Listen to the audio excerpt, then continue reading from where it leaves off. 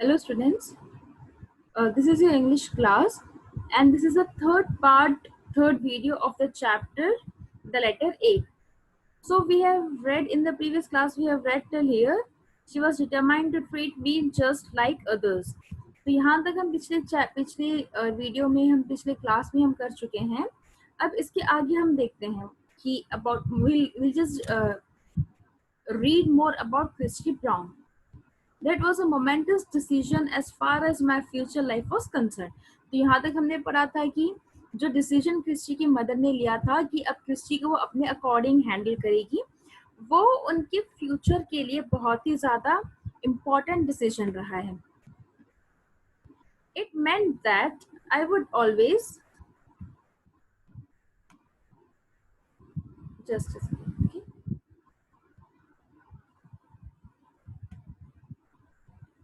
It meant that I would always have my mother on my side to help me fight all the battles that were to come.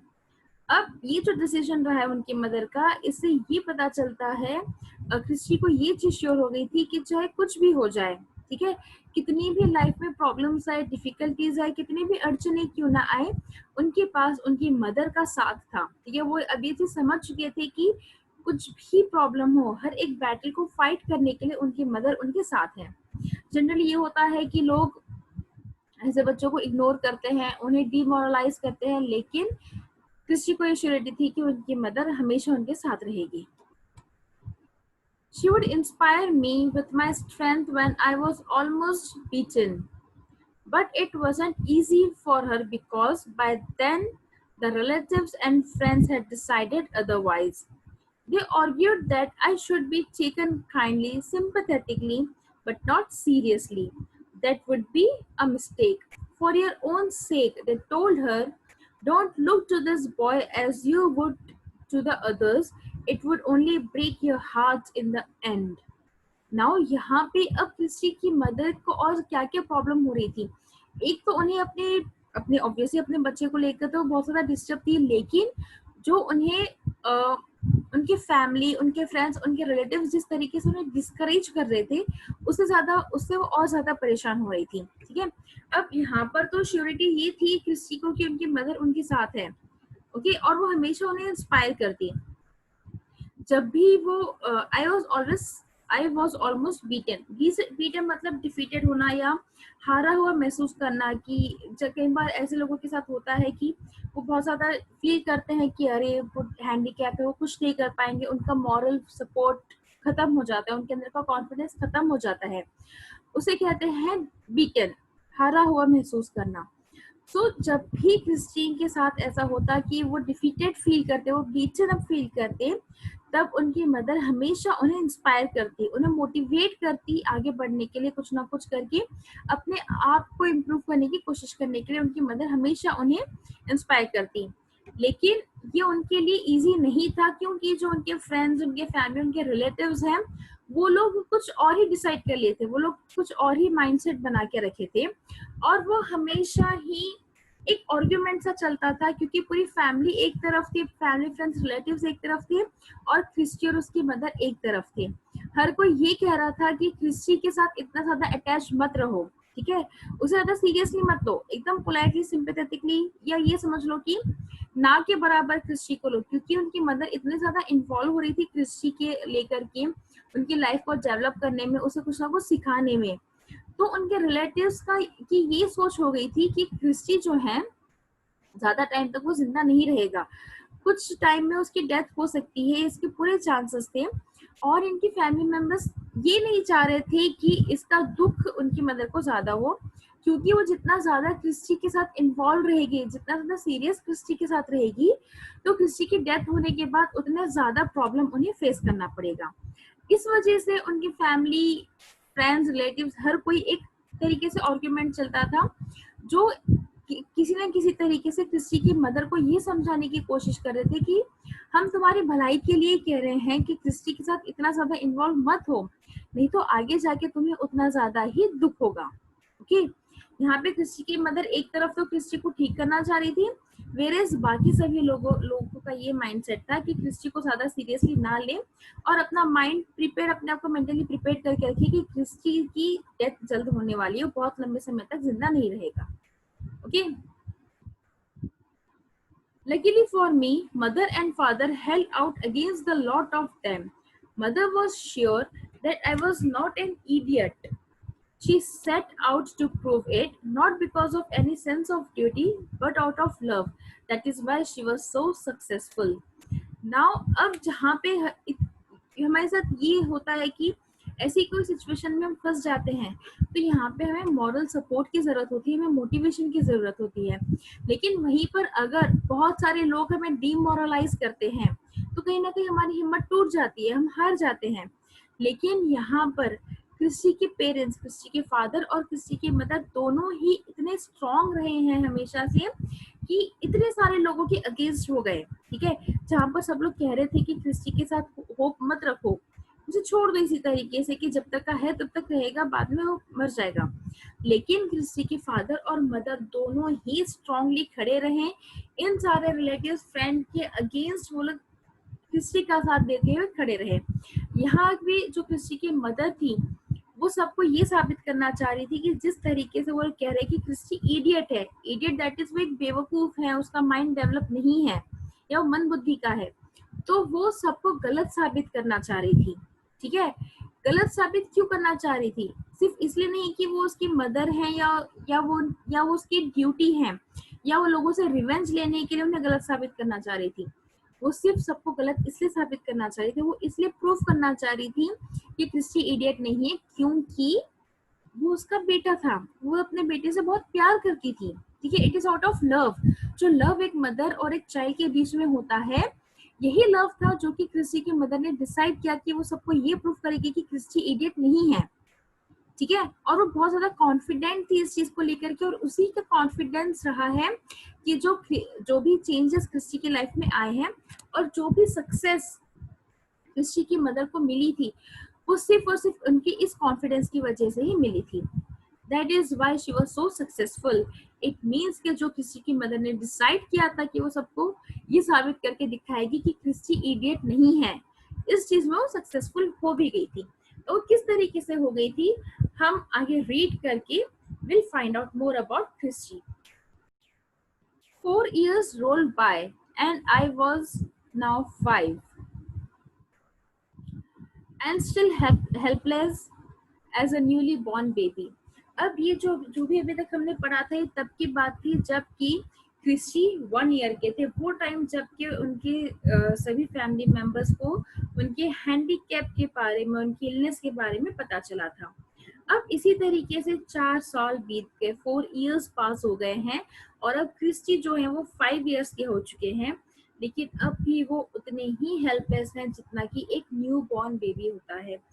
जिस तरीके से एक new born baby होता है, एक नवजात शिशु होता है, उसका सब कुछ उसकी मदर को करना होता है, उसे अपने हाथ से खाना खिलाना होता है, उसे नहलाना होता है, तैयार करना होता है, सब कुछ करना होता है।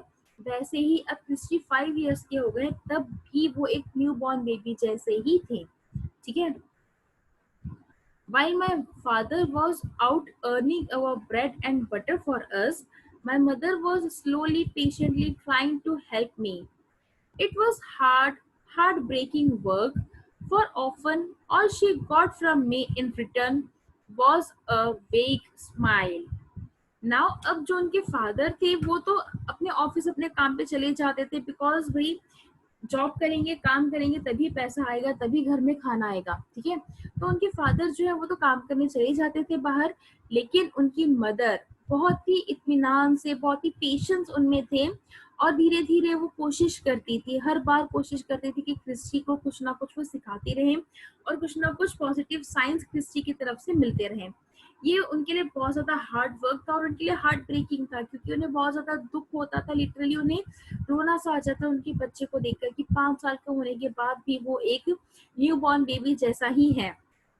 ठीक है, वो बहुत कोशिश करती, बहुत ही पेशेंटली, बिल्कुल इरिटेट नहीं होती, बिल्कुल गुस्सा नहीं होती, एकदम पेशेंटली वो कंटिन्यूसली कोशिश करती रहती क्रिस्टी को कुछ ना कुछ सिखाने के लिए और इस उम्मीद में कि उन्हें कोई पॉजिटिव रिस्पॉन्स मिले क्रिस्टी की साइड से। लेकिन हर बार, हर एक मेहनत, हर एक कोशिश के बाद क्रिस्टी की मदर को इन रिटर्न क्रिस्टी की साइड से मिलती थी सिर्फ एक स्माइल, एक वेक वेक दैट इज एक अनक्लियर, बहुत ही एक छोटी सी, कहते हैं ना, मन मुस्कान, उस तरीके से एक वेक स्माइल ही क्रिस्टी की साइड से मिलती। I could not speak or even mumble, nor could I sit up without support on my own, let alone take steps. Now further वो कह रहे हैं कि क्रिस्टी कह रहे हैं कि वो बोल नहीं सकते थे, नॉट इवन मम्बल। मम्बल मतलब बड़बड़ करना या कुछ कुछ वर्ड्स कहना या हकलाना, ठीक है। जनरली जो छोटे बच्चे होते हैं 1-2 साल के, जो बात करना नहीं सीखते हैं, लेकिन तब भी वो कुछ ना कुछ वर्ड्स बोल देते हैं, है ना। लेकिन यहाँ पर क्रिस्टी वो भी नहीं करते थे, ना ही वो बिना सपोर्ट के बैठ पाते थे, ना ही वो चल पाते थे। या अपने आप, जैसे कि 5 इयर्स का हो गया है तो बच्चा तो दौड़ने लगता है, स्कूल जाने लगता है, लेकिन क्रिस्टी 5 इयर्स के होने तक भी वो चल नहीं पाते थे, इवन वो अपने खुद से बिना सपोर्ट के बैठ भी नहीं पाते थे। But I wasn't inert or motionless. My fingers twisted and twitched continuously. My arms twirled backwards and would often shoot out suddenly this way and that, and my head lolled and sagged sideways. I was queer crooked little fellow. Now यहाँ पे वो कह रहे हैं कि although वो handicap थे, लेकिन ऐसा नहीं है कि वो मोशनलेस थे। मोशनलेस ये होता है कि बॉडी का एक भी पार्ट बिल्कुल भी एक्टिव ना हो, बॉडी का एक भी पार्ट में कोई भी एक्टिविटी ना हो, उसे कहेंगे motionless. Christy all the handicap थे, लेकिन वो मोशनलेस नहीं थे। उनके बॉडी के कुछ पार्ट्स थे जो मूव हो सकते थे, कुछ पार्ट्स थे जो काम कर रहे थे, ठीक है।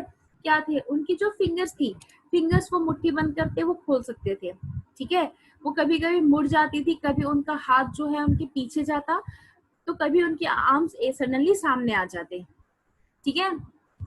एंड उनका जो हेड था वो कभी एकदम से नीचे की ओर गिर जाता, तो कभी वो थोड़ा सा साइड वाइज कर लेते, कभी लेफ्ट साइड में जा रहे हैं तो कभी राइट साइड में जा रहा है, ठीक है। और इस तरीके से वो एक छोटे से बच्चे जो कि कहते हैं ना कि एकदम लाचार हैं, मजबूर हैं, उस तरीके के एक छोटे बच्चे थे। सो लाइकवाइज यहाँ पे क्रिस्टी बता रहे हैं कि क्या क्या प्रॉब्लम्स उनके साथ थी। वो हैंडीकैप थे, लेकिन वो पूरी तरीके से मोशनलेस नहीं थे, उनकी बॉडी के कुछ पार्ट्स काम कर रहे थे, और उनकी मदर का सपोर्ट हमेशा रहा है। उनकी मदर कुछ ना कुछ तरीके से उन्हें सिखाती रहती। जैसे कि इस इमेज में आप देख सकते हो कि दिस इज क्रिस्टी ब्राउन, जो कि लेटे हुए, ना ही हम कहेंगे कि बैठे हैं ना लेटे हुए हैं, ठीक है। पिलो की सपोर्ट से यहाँ पर है, और उनकी मदर जो है वो उन्हें बुक दिखाकर कुछ पिक्चर्स दिखा रही है, उन्हें कुछ पढ़ाने की कोशिश कर रही है।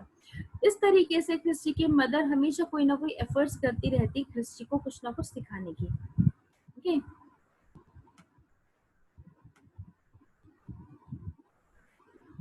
I guess I have left something over here. Okay, fine. So now we'll just move ahead and find out more about Christy Brown.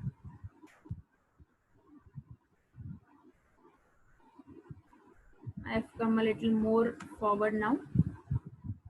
Fine. Mother tells me one day, mother tells me how one day she had been sitting with me for Mother tells me how one day she had been sitting with me for hours in an up. She's showing me pictures out of a great big storybook and telling me the names of the animals and flowers that were in them, trying without success to get me to repeat them. This had gone for hours while she talked and laughed with me. Then, at the end of it, she leaned over me and said gently into my ears, "Did you like it, Chris? Did you like the bears and the monkeys and all the lovely flowers? Nod your head for yes, like a good boy."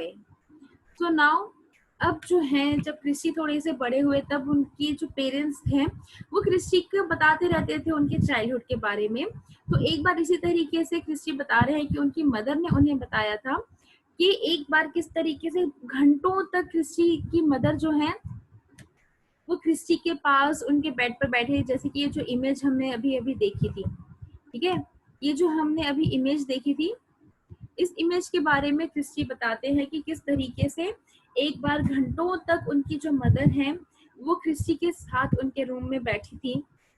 उन्हें एक book दिखा रही थी, book दिखाते उसमें जितने भी pictures थे एनिमल्स के, फ्लावर्स के, वो सारे पिक्चर्स दिखाती उनके नाम के साथ, ठीक है। और वो कोशिश कर रही थी कि क्रिस्टी उनके साथ उन चीजों को रिपीट करे, लेकिन उन्हें कहीं ना कहीं ये भी पता था कि उनके जो एफर्ट्स हैं उनका कोई पॉजिटिव आउटपुट उन्हें नहीं मिलना है, या क्रिस्टी के साइड से कोई रिस्पॉन्स मिलने की बहुत कम उम्मीद थी।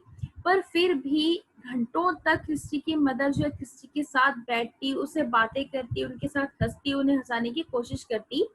और एट द एंड जो है जब स्टोरी खत्म हो जाती, तब एट द एंड जैसे कि एक मदर अपने चाइल्ड को हक करती है, उसके एकदम क्लोज जाती है, वो अपने बेटे की साइड में लेटे हुए धीरे से उसके कान में कहती है कि प्लीज क्या तुम्हें स्टोरी पसंद आई है, कि क्या ये स्टोरी में जो बेयर्स थे, मंकीज थे और इतने सारे जो ब्यूटीफुल फ्लावर्स थे, क्या तुम्हें सब कुछ पसंद आया है, जो स्टोरी मैंने तुमसे कही है, तुम्हें बुक में पिक्चर्स दिखाए, क्या तुम्हें सब कुछ पसंद आया है?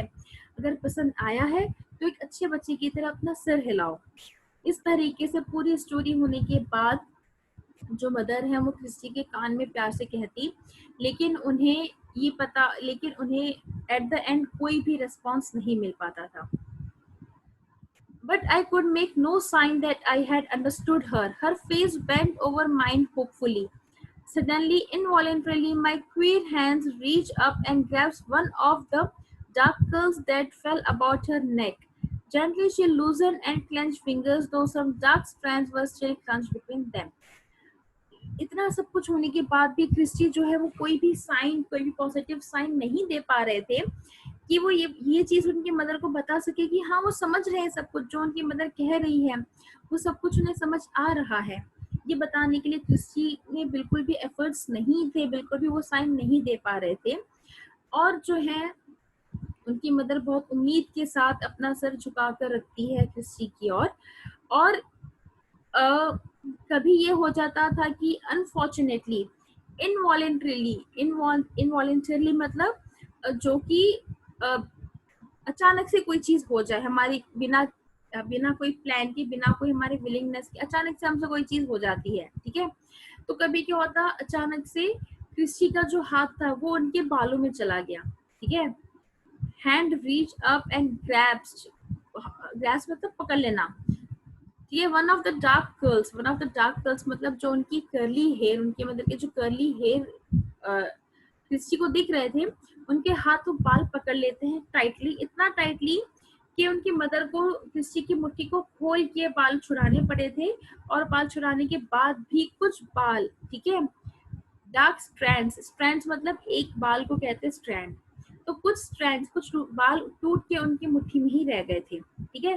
तो एक फर्स्ट साइन था जहां पर क्रिस्टी ने अपने हैंड्स का मूवमेंट किया कि वो होल्ड कर सकते हैं, और उन्होंने अपने मदर के बालों को पकड़ा और इतना टाइटली पकड़ा कि उनकी मदर को कोशिश करके मुट्ठी खोल कर अपने बाल छुड़ाने पड़े, और कुछ बाल टूट के क्रिस्टी के हाथ में रह गए थे।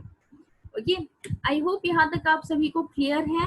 इसके आगे का हम नेक्स्ट क्लास में पढ़ेंगे। Okay, thank you students.